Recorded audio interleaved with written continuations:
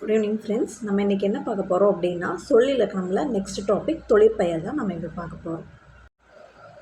இப்போ தொழிற்பெயர் அப்படின்னா என்னது அப்படின்னா, ஒரு தொழிலை குறிக்கும் பெயர் தான் வந்துட்டு தொழில். அதாவது உழவர் செய்கிற தொழில் என்னது உழுதல், தையல்காரர்கள் செய்கிற தொழில் என்னது தைத்தல். இத்தொடர்களில் உழுதல் தைத்தல் என்பன செயல்களின் பெயர்களாக அமைகின்றன. இவ்வாறு ஒரு செயலின் அல்லது வினையின் பெயராக அமைவது தொழிற்பெயர் எனப்படும். அதாவது ஒரு செயல் அப்படி இல்லை அப்படின்னா வினையோட பெயராக அமைவது தான் வந்துட்டு தொழிற்பெயர் அப்படின்னு சொல்கிறோம். இப்போது எண், இடம், காலம், பால் அது வந்து காட்டாது. என்ன ஒருமைப்பன்மையில் வந்து தொழிற்பெயர்கள் வராது. இடம்லையும் வராது. அதாவது இடம்ல வந்துட்டு படர்க்கை இடத்துல மட்டும்தான் வரும். முன்னிலை தன்மை அதில் வந்துட்டு வராது. படர்க்கையில் மட்டும்தான் வரும் இடத்துல. காலம் அப்படின்னா எதிர்காலம், இறந்த காலம் அதெல்லாம் வந்து காட்டாது. ஏன்னா படித்தல் அப்படிங்கிறது எந்த காலத்தை காமிக்கிறது? படித்தல் அப்படிங்கிறது எதுவுமே ஒரு காலமே காட்டலை.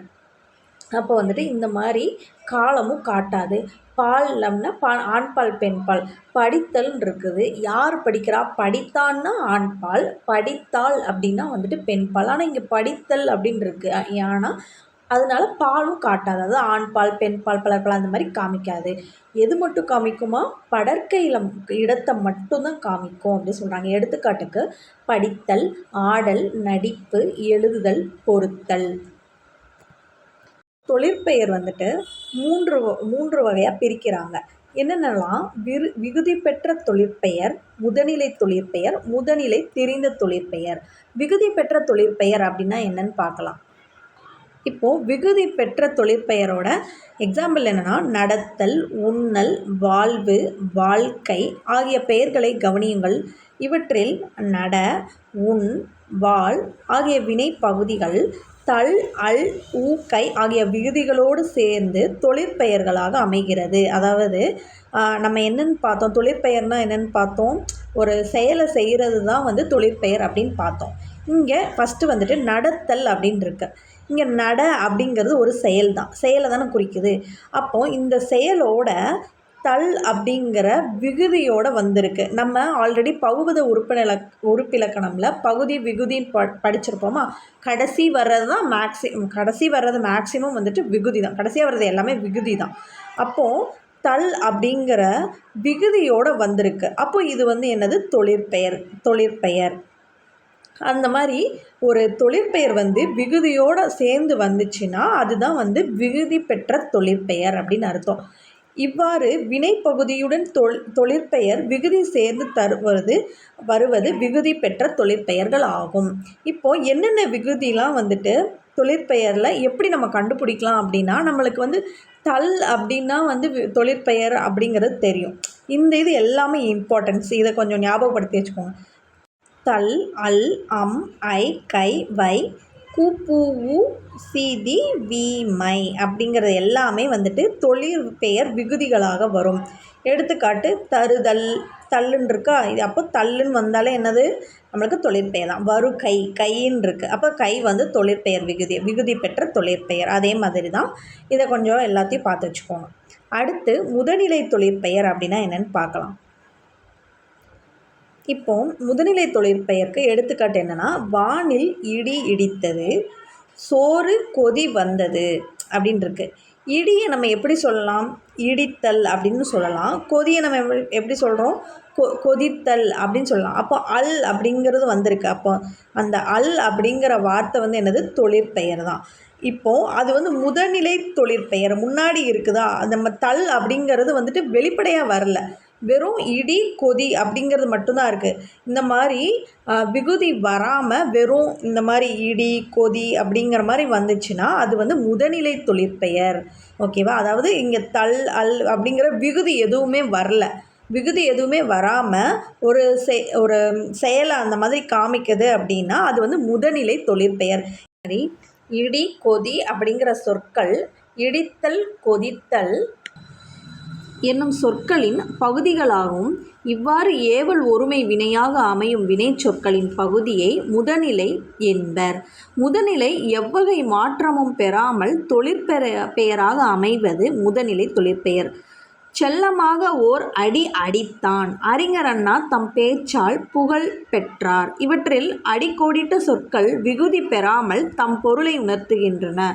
ஆல்ரெடி சொல்கிற மாதிரி தான், அதாவது விகுதி எதுவுமே வராமல் தன்னோட பொருளை உணர்த்துது. அடி அப்படிங்கிறத நம்ம எப்படி வாசிக்கலாம்? அடித்தல் அப்படிங்கிறது. அப்போ தல் அப்படிங்கிறது வந்தாலே அது தொழிற்பெயர் தான். இந்த மாதிரி விகுதி இல்லாமல் வந்துச்சு அப்படின்னா அது என்ன? முதனிலை தொழிற்பெயர். அடுத்து முதனிலை திரிந்த தொழிற்பெயர் அப்படின்னா என்னென்னு பார்க்கலாம். இப்போ முதனிலை திரிந்த தொழிற்பெயருக்கு எக்ஸாம்பிள் என்னென்னா, தமிழ் படிக்கும் பேறு பெற்றான், உணவின் சூடு குறையவில்லை. இத்தொடரில் பேறு சூடு ஆகிய சொற்களை கவனியுங்கள். பெரு சுடு என்று பகுதிகளின் முதல் எழுத்து நீண்டு பேறு சூடு என தெரிந்து தொழிற்பெயர்களாக பற்றி மாறி உள்ளன. அதாவது வெறும் இது பெரு அப்படின்னு நம்ம சொல்லலாம். ஆனால் இங்கே பேறு பெற்றான் அப்படின்னு சொல்லி நம்ம நெடிலில் வாசிக்கிறோம். சுடுசோறு அப்படின்னு இருக்குது. சூடு அப்படிங்கிறது அந்த மாதிரி நெடிலாக வந்துருச்சு அப்படின்னா சூ அப்படிங்கிறது கெட்டு சூ அப்படிங்கிற நெடில் எழுத்து வந்ததுனால அது முதனிலை திரிந்த தொழிற்பெயர் அப்படின்னு சொல்கிறோம். தொழிற்பெயர் ஏன் அப்படி சொல்கிறோம்? சுடுதலை சொல்லுது, பெறுதல் அப்படின்னு சொல்லி தள் அப்படிங்கிற விகுதி மறைஞ்சு வந்திருக்கு. இந்த மாதிரி விகுதி இல்லாமல் குரில் நெடிலாக வந்துச்சு அப்படின்னாலே அது முதனிலை திரிந்த தொழிற்பெயர். அதாவது குரில் திரிந்து நெடிலாக மாறுறது தான் முதனிலை திரிந்த தொழிற்பெயர் அப்படின்னு சொல்கிறோம். இங்கே ஒரு அதுக்கப்புறம் இவ்வாறு முதனிலை திரிவதால் உருவாகும் தொழிற்பெயர் முதனிலை திரிந்த தொழிற்பெயர் எனப்படும். விடுனா வீடு, மின் மீன், கொள் கோள். இங்கே மேட்சிட் இருக்கு பாருங்களா. இங்கே ஓட்டம் அப்படின்னு இருக்குது. ஓகே, ஓட்டம் அப்படின்னா என்னதுன்னா, இந்த டம் அப்படிங்கிற விகுதி இருக்குது. அம் அப்படிங்கிறது நம்ம விகுதி படித்தோமா, அதுதான் அப்போ விகுதி இருந்துச்சு அப்படின்னா அது விகுதி பெற்ற தொழிற்பெயர். பிடி அப்படின்னா என்னது படித்தோம்?